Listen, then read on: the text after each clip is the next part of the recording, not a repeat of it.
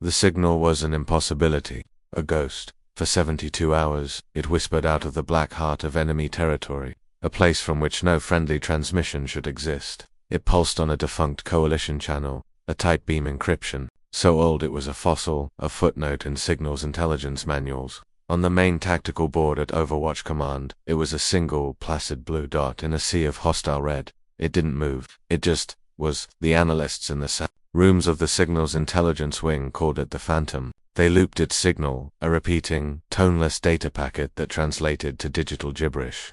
They ran spectral analysis, hunting for engine noise, forecom's chatter, for any hint of life. They found nothing. Only the signal, and the profound, unnerving silence behind it. The official assessment was a glitch, a sophisticated enemy spoof, designed to lure coalition assets into a killbox, a piece of digital bait. Colonel Eva Rostova, the sector commander, had already marked the signal for quarantine, forbidding any platform from approaching within 500 kilometers, but the Phantom refused to be ignored. On the third day, a high-altitude reconnaissance drone, skirting the edge of the quarantine zone, intercepted a different transmission from the same area. This one was raw, unencrypted, and brutal. It was a video feed, showing a battered but defiant man in the tattered remains of a general's uniform, his hands bound. General Eris Thorne, captured. The enemy broadcast was a crude piece of propaganda, but through the distortion, Thorne's voice was clear. He spoke of his capture, his words laced with a cold fury.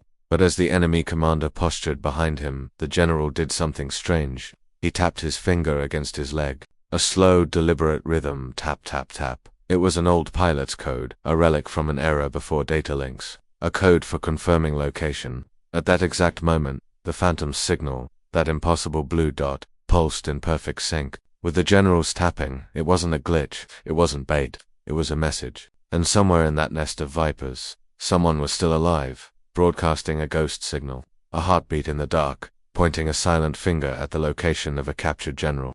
The mystery deepened, twisting from a technical anomaly into a question of survival against impossible odds. Major Kaylin Rosk heard the whispers before she saw the official report. In the sterile, recycled air of the pilot ready room, the Phantom was a source of dark amusement. Pilots, their flight suits hanging loose on their frames, gestured at the tactical repeater screen with mugs of coffee.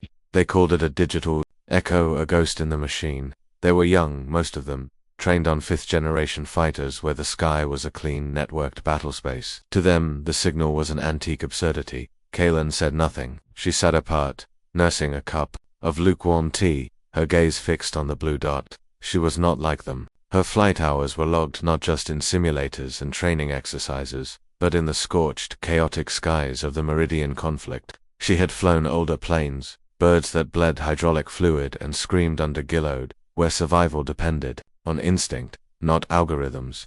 Her Calcin Valkyrie wasn't a cool moniker chosen in a bar.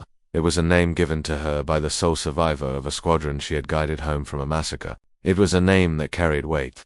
She felt a strange familiarity with the Phantom's signal. It wasn't in the data itself, but in the spaces between the packets. A cadence, a rhythm that felt less like a machine and more like a human hand, deliberately, patiently, tapping out a message on a keyboard. It was the rhythm of someone trying to conserve power, of someone who knew that every milliwatt mattered. She took her theory to Colonel Rostova, a woman whose career was as polished and sharp as the silver eagles on her collar. Rostova listened with a practiced, dismissive patience, her eyes never leaving the main tactical display. "Major," she said, her voice clipped, "your sentiment is noted, but we are not risking a $10 billion asset on a feeling. The signal is an enemy probe. My decision is final." Kaylin felt the familiar sting of being underestimated, the quiet condescension that had followed her throughout her career. She was a relic to them, a pilot from a bygone era of warfare. But as she walked away from Rostova's command post, the feeling intensified. It wasn't just a rhythm, it was a signature. A ghost, she thought, had vanished from the world. Years ago, grounded. The order came down from Rostova's office less than an hour after their meeting. Kaylin was officially stood down from flight rotation, pending a psychological evaluation. It was a bureaucratic slap, a clear message to stay in her lane, but it gave her exactly what she needed: time. She bypassed the main command network, routing her personal datapad through a series of encrypted civilian relays until she could access the raw, unfiltered feed from the Cygant drone. The audio file of the Phantom's signal was tiny, just a few kilobytes of sterile data. She didn't listen to it. She looked at it. She converted the digital stream into a waveform, a visual representation of the signal's energy. On the surface, it was perfect, a clean machine-made square wave. But Kalen pushed the magnification, drilling down into the microsecond level, past the digital noise and into the analog soul of the transmission, and there it was, a flicker, a tiny, almost imperceptible tremor in the wave's plateau. It was a flaw, a ghost artifact that the system's filters would have automatically scrubbed clean, but it wasn't a flaw. It was a heartbeat. The signal was being modulated, not by a computer, but by the electrical field of a living organism nearby. The transmitter was so close to the pilot that the faint, bioelectric signature of their heart was bleeding into the broadcast. It was steady.com, a resting heart rate of a seasoned professional under unimaginable stress. At that exact moment, an urgent flag appeared on the command network. The Phantom's signal had changed. The gibberish was gone. It was now broadcasting a single repeating string of characters, a set of geographic coordinates, Kalen random. Instantly, they were a perfect match for the last known location of General Thorne's convoy, right before the ambush. The pieces clicked into place with horrifying clarity. The signal wasn't a lure, it was a beacon. The pilot wasn't just a survivor. They were a witness, a silent guardian watching over the captured general. Using a dying radio to paint a target for a rescue that would never come, Rostova saw a trap. Kalen saw a soldier, alone and out of time, their life measured in the steady, quiet beats of their own heart. Defying a direct order from a superior officer is a clean, simple path to a court-martial. Kalen Rosk understood this with perfect clarity as she slipped through the maintenance access corridor leading to Hangar 7. The air was thick with the smell of ozone and hydraulic fluid. In the cavernous space, bathed in the soft sodium vapor glow of the work lights, sat the F-39 Wraith. It wasn't part of the active wing. It was an experimental prototype, a ghost in its own right, a matte black composite of sharp angles and blended surfaces designed to be less an aircraft and more a rumor. It was stripped down, carrying no ordnance save for its internal cannon and a few non-lethal airburst munitions for testing. It was perfect. Her crew chief, Jox, was waiting for her. He was a man whose face was a roadmap of 1,000 late-night maintenance checks, his knuckles permanently stained with grease. He didn't ask questions. He had served with Kellen's father. He trusted the bloodline. Fuel cells are topped off, Major, he grunted, handing her a helmet. Inertial navigation is slaved to your personal data pad. She won't talk to the main network unless you tell her to. The pre-flight check was a silent, fluid dance of practiced movements. Kalen moved around the aircraft, her hands tracing its cold skin, her mind a whirlwind of calculations. Fuel consumption, flight paths, enemy sensor ranges. The cockpit sealed around her with a soft hiss, cocooning her in the glow of its holographic displays. The world outside vanished, replaced by a universe of pure data. There was no thunderous roar of engines. The Wraith's experimental pulsed turbines spooled up with a low guttural hum that was felt more than heard. Jox gave her a slow, deliberate salute from the ground. The hangar doors slid open, revealing a sliver of the pre-dawn sky, a bruised purple canvas dusted with the last of the stars. Kalen eased the throttle forward. The F-39 slid out of the hangar like a phantom, its wheels barely whispering on the tarmac. She didn't use the main runway. She taxied to a decommissioned access strip, turned the fighter into the wind, and engaged the vertical lift fans. The aircraft rose, silent and steady, a black knife cutting its way into the fading night. No radio calls, no authorization, just a lone pilot, a ghost plane, and a heartbeat on a dead channel. The moment she crossed the border, the world changed. The sky, once a familiar open space, became a three-dimensional minefield of overlapping sensor nets and patrol vectors. On her central display, the battlespace was rendered in ghostly lines of code-red webs of enemy radar, yellow circles of surface-to-air missile batteries, blue cones of friendly satellite coverage that were now receding behind her. Kalen flew low, a shadow skimming the jagged peaks of the Tartarus mountain range. The F-39's flight controls were a revelation, an extension of her own will. The slightest pressure on the stick translated into fluid, instantaneous movement. She wasn't flying the plane, she was wearing it. Radio silence was absolute. The cockpit was a sanctuary of quiet hums and the soft, rhythmic sound of her own breathing in the oxygen mask. Her only connection to the outside world was the Phantom's signal, a faint, persistent ping on her passive sensors. It was her North Star in this digital wilderness. He felt an odd kinship with the unknown pilot.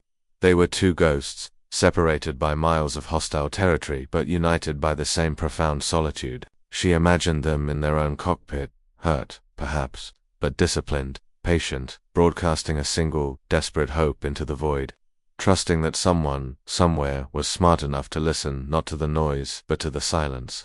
The sun began to rise, setting the eastern peaks on fire.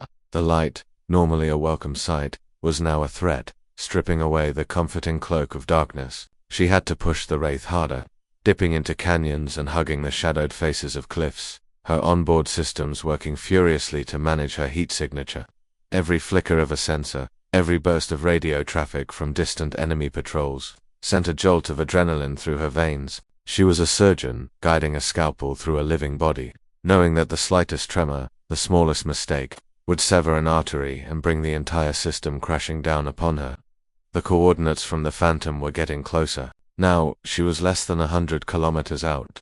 The signal was stronger, the heartbeat within it more defined. She was getting close, and she knew with a cold certainty that she wasn't the only one. The threat appeared not as a warning, but as a whisper, a flicker on the edge of her passive sensor display. Two contacts, high and fast, moving from the north. They weren't on a standard patrol route. Their vector was too direct, too precise. They were converging on the Phantom's location. Kellen's blood ran cold. They hadn't seen her. The Wraith was a ghost on their scopes, but they had finally taken the bait. Or rather, they had finally triangulated the source of the persistent low-power signal. She watched their icons crawl across her screen. 2. Sukhoi Su-59 Feloni is the enemy's most advanced air superiority fighter. They were twin-toed predators, apex hunters of the sky, and they were moving with lethal purpose. Her mind raced through the tactical calculations. Her mission was reconnaissance, to confirm the general's location and status. Her orders, ones she had given herself, were to remain undetected.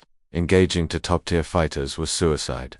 The Wraith was a stealth platform, not a brawler. It was fast and agile, but it was unarmed, save for the cannon. But if she did nothing, the felons would reach the source of the signal in less than 10 minutes. They would find the downed pilot. They would find the general's crash site. The fragile, desperate rescue operation would be over before it even began. The silence in the cockpit was deafening. She could feel the thrum of the Wraith's engines. Through the frame, a caged beast waiting to be unleashed. The faces of the young pilots back in the ready room flashed in her mind, their casual dismissal of the Phantom. They saw a glitch. She saw a soldier, a brother in arms holding a lonely vigil in the dark. The choice was brutal in its simplicity. She could preserve her own life, her career, and the $10 billion prototype she was flying, and leave a fellow soldier to die. Or she could tear her self-imposed orders to shreds, light up the sky, and give them a chance. She watched the two red triangles of the felons close in on the single blue dot of the Phantom. The distance shrank. 8 minutes to intercept. 7, 6. Kalen Rask took a slow, steady breath, her fingers tightening on the weapon's control stick. She pushed the Wraith into a steep, silent climb, rising above the mountains. It was time to show the wolves that the ghost had teeth. As she crested the ridge, the scene unfolded below her, a diorama of desperation. There, nestled in a narrow, rocky canyon, was the source of the signal. It was an F-22 Raptor, or what was left of it. One engine was a mangled wreck, the other trailing a plume of black smoke. Its fuselage was peppered with cannon fire, its stealth coating shredded, revealing the scorched metal beneath. It was a wounded animal, cornered and bleeding out, and it wasn't alone. The two Su-59 felons were circling above it like vultures, their sleek, menacing frames silhouetted against the morning sun. They weren't attacking. They were herding it, forcing it lower, waiting for it to run out of fuel and fall from the sky. Just as Kalen was about to break radio silence, a transmission crackled to life in her helmet, broadcast on the open Coalition Guard channel. The voice was strained, distorted by static, but it carried an unmistakable authority. Unknown friendly, this is Nomad. I'm out of tricks. Get the general. Nomad. The name hit Kalen like a physical blow. Major Elias, Nomad Vance, a living legend. The pilot who had single-handedly held the pass at Skyfire Ridge. He was General Thorne's chief escort, reported killed in action in the initial ambush. He hadn't been broadcasting a beacon for himself. He had been deliberately keeping his damaged bird in the air for 3 days, a wounded matador drawing the bulls, luring enemy patrols away from the real target, the general's hiding place. The felons, hearing the broadcast, broke off their circling. They had their confirmation. There was another friendly in the area. Their sensors began to sweep the sky with aggressive, high-energy pulses. Kellen's cover was gone. The Wraith's threat display lit up, a symphony of warnings. She was being painted by 2 separate fire control radars. "Valkyrie is on station. Nomad," she transmitted, her voice steady, betraying none of the violent G-forces as she threw the F-39 into a gut-wrenching dive. "I have the ball." A short, sharp laugh came back over the radio. Knew someone would come. "Give them hell, Valkyrie." The first missile warning screamed in her ear. The sky, once empty and silent, was now a web of crisscrossing radar beams and imminent death. The hunt was over. The dogfight had begun. The world dissolved into a blur of sky and rock. Kalen slammed the throttle to the far wall, the Wraith's experimental engine screaming as she dove towards the canyon floor. A missile trailing a thick ribbon of white smoke streaked past, her canopy missing by meters. The lead felon, surprised by her speed and audacity, overshot. It was the opening she needed. She pulled back on the stick, the G-forces crushing her into her seat, and brought the Wraith's nose around in a turn, so tight it felt like the wings would shear off. Her targeting computer screamed for a lock. She ignored it. Missiles were a luxury she didn't have. This had to be up close and personal. The second felon pilot was better. He anticipated her move, dropping down to meet her hit. They raced towards each other, 2 jousting knights in a canyon, closing at over 2,000 kilometers per hour. Kellen's senses narrowed to a fine point, the enemy aircraft growing in her HUD, the hum of her cannon spooling up, the steady rhythm of her own breathing. At the last possible second, she rolled the Wraith, presenting the slimmest possible target, and fired. A stream of 25mm cannon shells ripped through the air. She didn't see them hit. She felt the concussion as the felon, its cockpit and left engine shredded, exploded in a brilliant, silent fireball in her rearview display. 1 down. But the lead pilot was a veteran. He had recovered, and now he was on her tail. His radar locked onto her. A second missile warning shrieked. She jinked, dropping flares and chaff, throwing the Wraith into a series of violent, unpredictable maneuvers. The missile, confused by the countermeasures, detonated harmlessly above her, but the maneuver cost her energy. She was slower now, more vulnerable. The felon was closing the distance, its cannon spitting traces that stitched a deadly line across the sky just behind her tail. She could see Nomad's crippled Raptor below, struggling to stay airborne. The felon pilot had a choice: finish the agile, dangerous Wraith, or take the easy, wounded kill. He chose the latter. The red triangle of his aircraft shifted its lock on her HUD, moving to the smoking F2 to Valkyrie. "He's on me." Nomad's voice was calm, resigned. "Break off. Mission comes first." A third missile leaped from the felon's wing. It was a perfect shot, a death sentence. There was no time for a decision, there was only instinct. As the missile streaked towards Nomad's helpless F-22, Kalen saw not a tactical situation, but a replay of a nightmare. She saw her old squadron, broken and falling. From the sky, she felt the crushing weight of being the only one left. The name on her fuselage, Valkyrie, wasn't just a calcine, it was a promise. A vow made in the silent cockpit of a lone survivor. She would not leave another pilot behind. Nomad knew it too. In his final moments, he did something extraordinary. Instead of trying to evade, he slammed his throttles forward, forcing his dying engine into one last, desperate burst of power. He flew not away from the missile, but directly into its path, deliberately closing the distance, reducing the time Kalen had to react. It was a sacrifice, a final, selfless act to shield her and give her a clear shot. His last transmission was not a cry of fear or a plea for help. It was a single, clear word, a whisper of understanding across the chaos. "Valkyrie." The missile detonated, engulfing the Raptor in a blinding flash of light, or a heartbeat. The sky was filled with a new, terrible sun, and in that instant of brilliant, tragic light, Kalen had her shot. The lead felon, its pilot, momentarily distracted by the kill, filled her sights. She didn't hesitate. She squeezed the trigger, and a long sustained burst from her cannon tore the enemy fighter apart. The sky was suddenly, shockingly empty. The roar of engines, the scream of missile warnings, the desperate radio calls all gone, replaced by a profound and heavy silence. There was only the whisper of the wind over her canopy and the soft, rhythmic ping of the Phantom's signal, which had, in the last few seconds, gone silent forever. Kalen was alone, truly alone, floating in a vast, indifferent sky, surrounded by the ghosts of heroes. The cost of victory had been absolute, but her mission was not over. Below her, in the shadow of the canyon where Nomad had made his last stand, a general was still waiting. The silence was a shroud. Kaylin circled the canyon once, her eyes scanning the wreckage of the two enemy fighters and the fading smoke plume. That had been Nomad's raptor. There was no sign of an ejection. She marked the coordinates, a silent promise to the ghost on the wind, and then forced her focus back to the mission. She descended, dropping the Wraith below the canyon rim. A ghost once more, she activated the aircraft's LiDAR and thermal imaging systems, the powerful sensors painting a detailed three-dimensional map of the terrain below. The crash site of General Thorne's convoy was a scar of twisted metal and scorched earth. A few hundred meters away, nestled in a cluster of jagged rocks, the thermal imager picked up a heat signature, several in fact, 6 of them. 5 were clustered together, moving with the disciplined economy of trained soldiers. The 6th was separate, stationary. General Thorne. He was alive.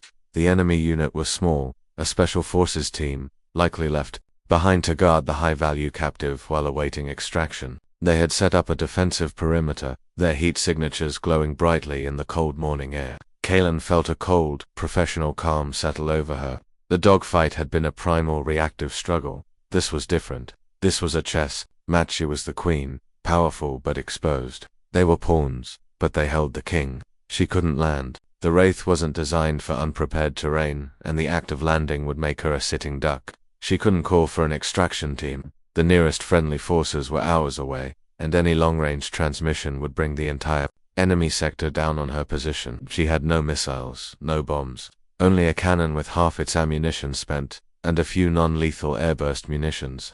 Her fuel gauge was a new, relentless enemy, the needle already dipping below the halfway mark. She was a lone pilot in an experimental plane deep in enemy territory, with no weapons and no backup, trying to rescue a high-ranking general from a team of elite soldiers. The odds were not just long, they were absurd.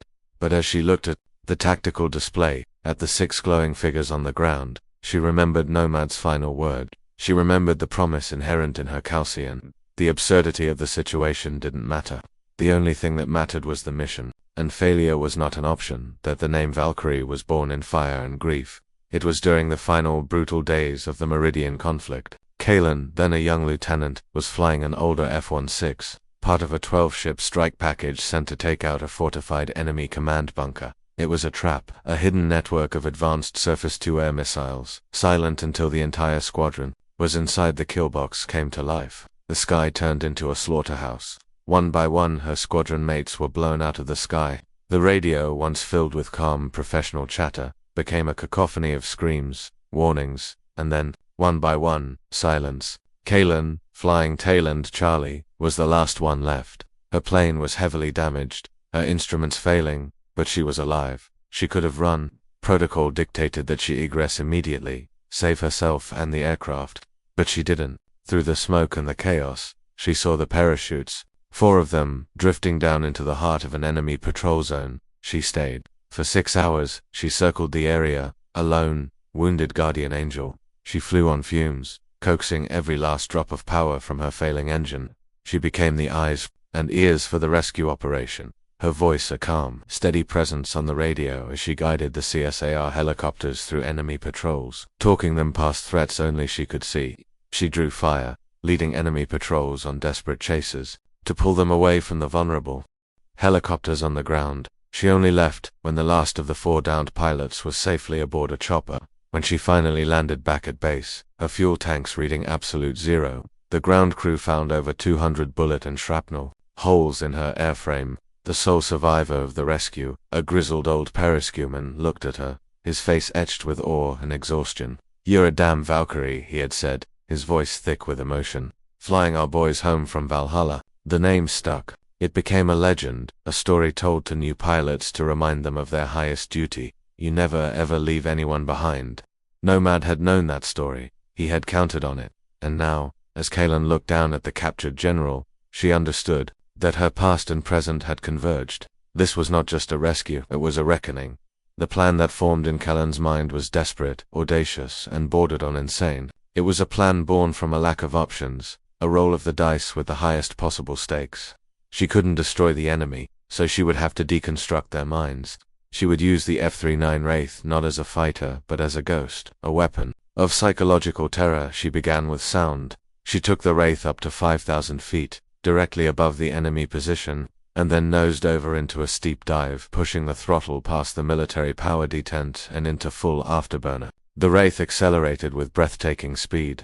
She pulled out of the dive just a few hundred feet above the canyon floor, the sonic boom from her passage arriving a split second later. It wasn't just a boom, it was a physical concussion, a sledgehammer of sound that echoed off the canyon walls, amplifying into a deafening, terrifying roar. The 6 heat signatures on the ground scattered, their disciplined formation breaking for a moment in pure, reflexive panic. Before they could recover, she did it again, this time from a different direction. She was a phantom predator, unseen, but felt, her thunderous arrival and sudden disappearance creating an atmosphere of pure dread. Then, she added the second layer. She activated the Wraith's powerful external speakers, a system designed for ground communication, and patched them into her comms unit. She began broadcasting, not on enemy channels, but into the open air. She simulated the radio chatter of an entire assault force. Using a voice modulator, she became a dozen different pilots and ground controllers. Hunter 2, confirm visual on targets. Warlock 1, we are 5 minutes out with the extraction team. All Calcine's weapons are free. I repeat, weapons free. It was a phantom army, a chorus of ghosts speaking from the sky, describing an attack that was about to unfold. To the soldiers on the ground, isolated and with no long-range comms, the effect would be terrifying. They were blind, being hunted by an unseen force whose size and strength they could only imagine. She was painting a picture in their minds, a masterpiece of fear, turning their small, secure canyon into a claustrophobic trap from which there was no escape. Panic is a contagion. In a small, isolated unit, it spreads faster than wildfire. Kaylin watched it happen in real time on her thermal display. The enemy soldiers, once a tight professional unit, were now a frantic cluster of confusion. Their movements were erratic. They were pointing their weapons at shadows, shouting at a foe that wasn't there. Her sonic booms had shattered their composure, her ghost army had shattered their nerves. The final straw was a piece of pure, calculated cruelty. Kaylin broadcast a single, clear transmission in the enemy's own language, pitching her voice low and menacing. We have the general's biometric signal. The asset is secure. Sanctioning level 4. There was no such thing as sanctioning. Level 4, it was meaningless jargon, but to the soldiers on the ground, it would sound like a death sentence. In order to sanitize the area, to leave no witnesses, it was the trigger. Their discipline broke completely. Their mission was no longer to hold the prisoner, it was to survive. 2 of the soldiers grabbed General Thorne, hauling him to his feet. They were making a run for it, trying to escape the imaginary closing net, using their high-value prisoner as a human shield. This was the moment, this was the chaos she had manufactured. Kaylin rolled the Wraith and lined up her final shot. She selected the last of her munitions, a single M84 airburst pod, a non-lethal round designed for crowd control. It was essentially a massive flashbang designed to disorient, not destroy. She aimed not at the soldiers, but at a large, unstable rock outcropping 50 meters in front of their escape path. She squeezed the trigger. The pod flew true, detonating with a brilliant, blinding flash and a deafening crack. The blast wave, channeled by the canyon walls, hit the rock outcropping, shearing tons of rock and dust from the cliff face. It created a massive, impenetrable cloud of debris and sand, a thick, choking curtain that instantly separated the fleeing soldiers from their prisoner. The thermal display was a blur of white-hot dust, but for a split second, before the cloud obscured, everything Kaylin saw it, a single figure, breaking away from the others, stumbling, but moving with purpose away from the chaos. General Thorne was free. General Thorne, this is Major Rosk. Do you copy? Kellen's voice was a low, calm whisper over the secure proximity. Channel a frequency she had activated on the general's wrist-mounted survival device. For a moment, there was only static. Then, a gravelly, breathless voice came back. I copy, Major. Your timing is impeccable. What's my vector? The man's coolness under fire was astounding. He had gone from prisoner to active combatant in the space of 30 seconds. Kaylin had become his eyes in the sky, her world shrinking to the glowing green and black of her sensor displays. The dust cloud was beginning to settle, and the 5 enemy soldiers were regrouping, their panic turning to furious, desperate action. They were fanning out, searching for their escaped prisoner. Head due south, sir, Kaylin instructed, her eyes tracing a path on the LiDAR map. "There's a narrow ravine about 200 meters from your position. It will shield you from their line of sight. I will keep them occupied." Keeping them occupied was an understatement. She was a sheepdog, and they were the wolves. She couldn't attack them directly, but she could herd them. She made another low pass, this time without the sonic boom, but with her landing lights on, full blast, turning the Wraith into a terrifying alien angel of light. The soldiers dove for cover, shielding their eyes from the blinding glare.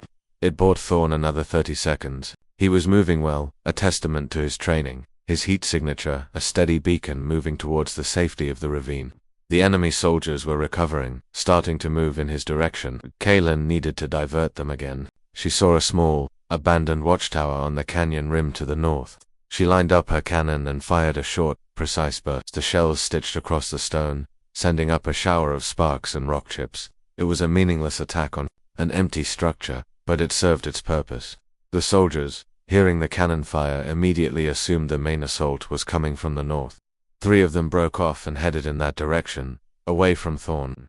It was a delicate, deadly ballet, a game of cat and mouse where the cat was a half-fueled stealth fighter and the mouse was a 4-star general, all orchestrated by a pilot who was making it up as she went along. The command center at Overwatch was a tomb. The casual mockery of the past 3 days had evaporated, replaced by a stunned, disbelieving silence. On the main tactical screen, a single blue icon, labeled Valkyrie, moved with impossible grace, deep inside a sea of red.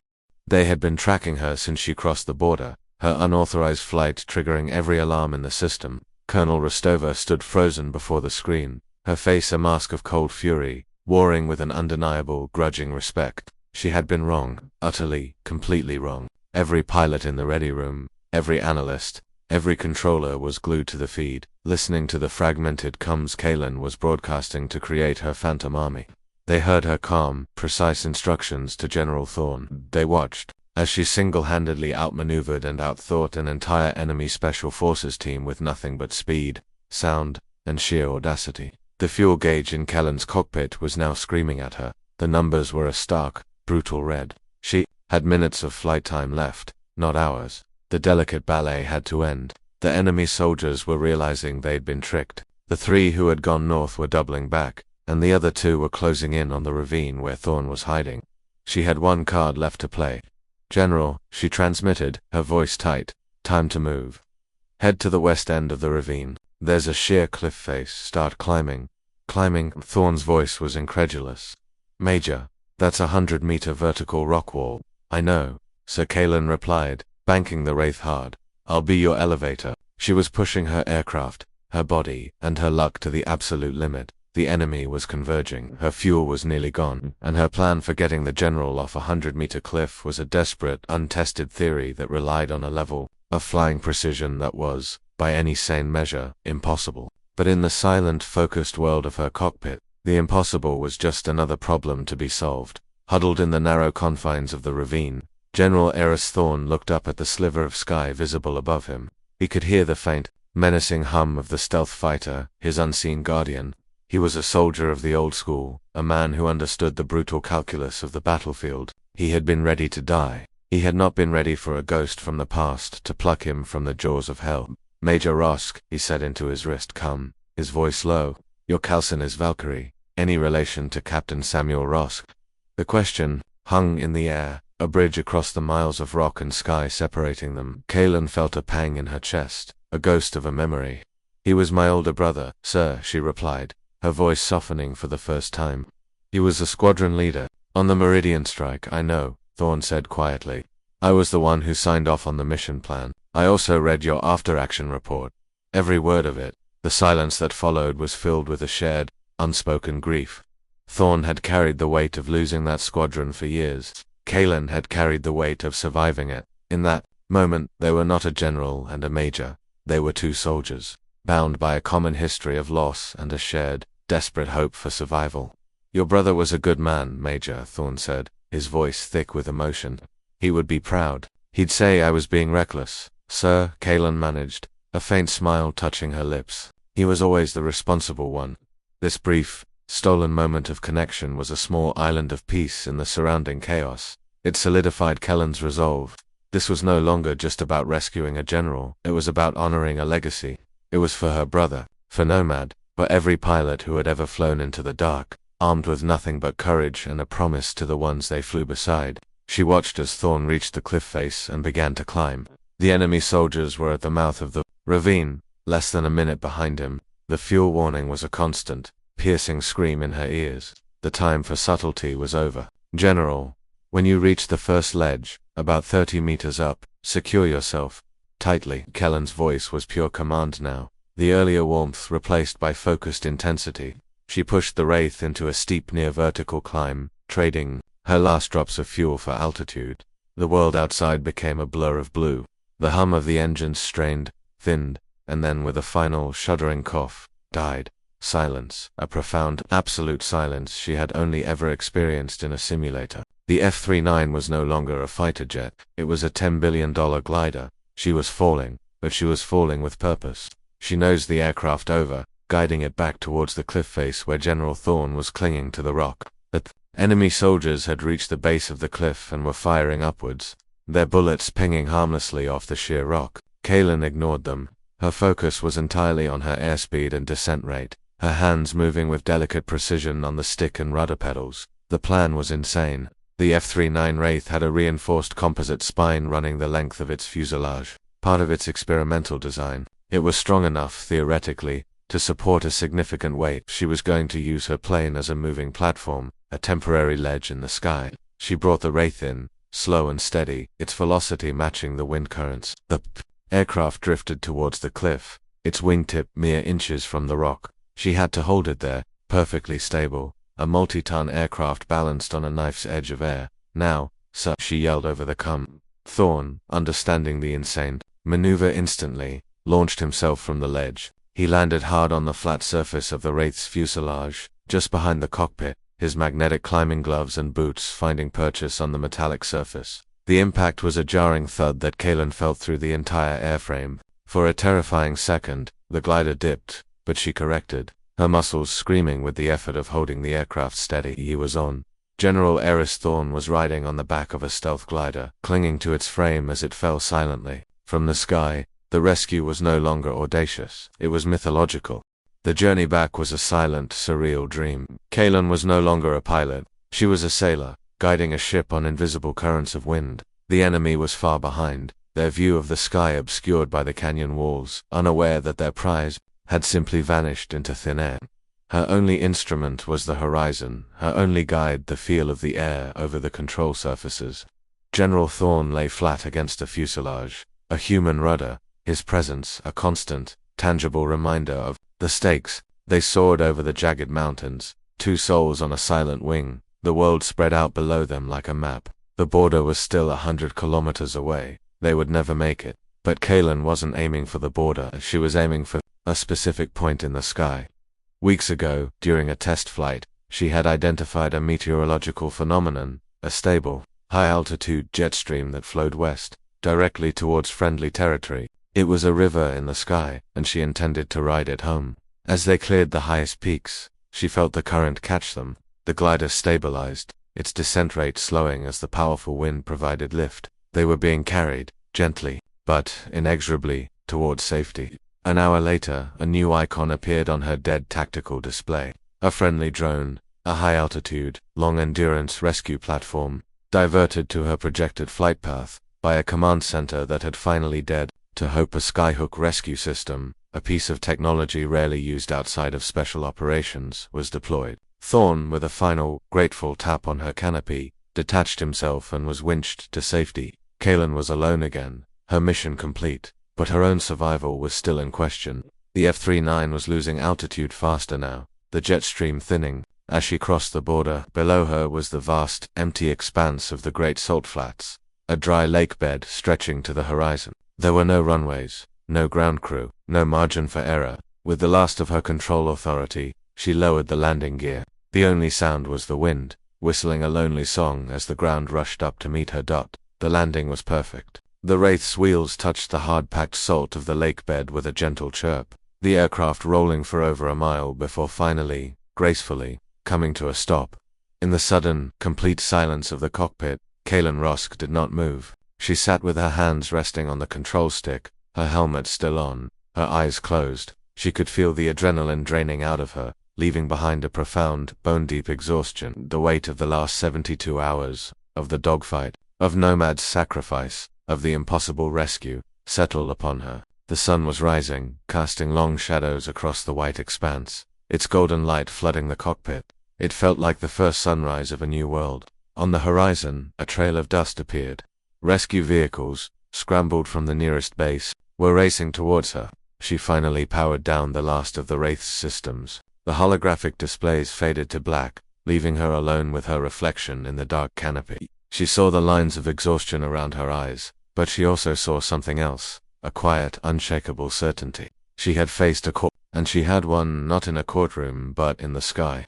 She had upheld the highest law of her profession, the unspoken creed that bound all pilots together. When the rescue crew finally opened her canopy, they found her not as a renegade, but as a figure of awe. They looked at her then, at the pristine, experimental aircraft sitting impossibly in the middle of nowhere, and they understood they were in the presence of a legend. Miles away, in Overwatch Command, Colonel Rostova watched the live video feed from the rescue helicopter. She saw Kalen climb down from the cockpit, steady and sure. She saw the name painted just below the canopy. Valkyrie Rostova said nothing. She simply turned, walked back to her office, and closed the door, her face an unreadable portrait of defeat, and of a respect so profound it was almost fear. The court-martial never happened. General Eris Thorne, in his first official act upon returning to command, personally quashed the proceedings. The official record stated that Major Rosk had been acting on a classified, high-level order, a necessary fiction to preserve the chain of command. The reality was far more potent. Kalen was not punished. She was decorated, awarded the coalition's highest honor for valor in a ceremony she endured with quiet, stoic grace. But the true measure of her legacy was not in the medal, pinned to her chest. It was in the whispers on the flight line, in the ready rooms, and in the simulators where new pilots trained. The story of the Phantom, of Nomad's last stand, and of the Valkyrie's impossible rescue became the new mythology of the air wing. The mockery was gone, replaced by a deep, abiding reverence.